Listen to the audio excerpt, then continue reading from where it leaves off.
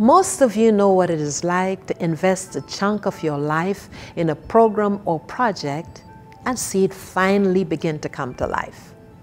If so, you can relate to the journey of SOHO.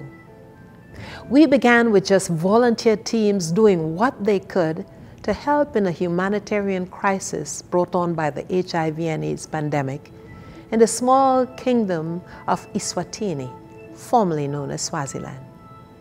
Today, we're beginning to build a village. All of that from the contributions of a group of ordinary people with extraordinarily big hearts. What a miracle! Today, on beautiful Lentsaba mountain farm, safe homes are under construction for vulnerable children who might otherwise end up as statistics. So why the urgency? There are over 120,000 orphans and vulnerable children in Eswatini. 63% of the 1.3 million people live below the poverty line and just over $1 a day. And education that could close the poverty gap is not readily available to children without resources. 1 in 3 girls experience abuse. The list goes on. Eswatini is a beautiful country that seeks to be progressive, but there's a large population of marginalized children and youth who live without hope for the future. We've waited many years for the opportunity to make a sustainable difference, and finally we can.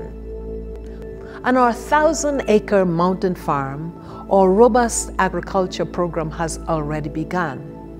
The farm will help to provide food for the children's village, as well as funds to help support the program.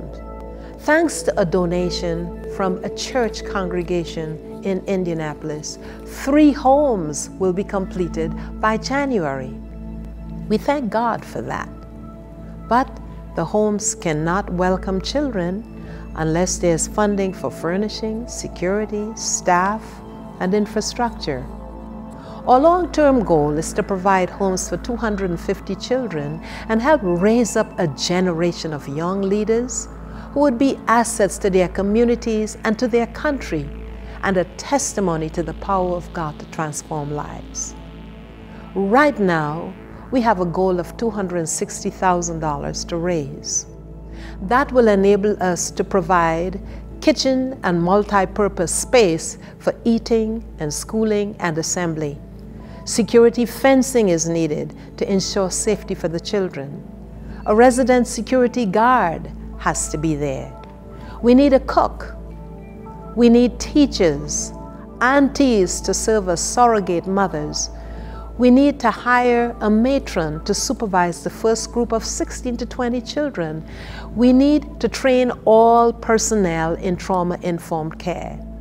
That's the beginning of the list, but you get the picture.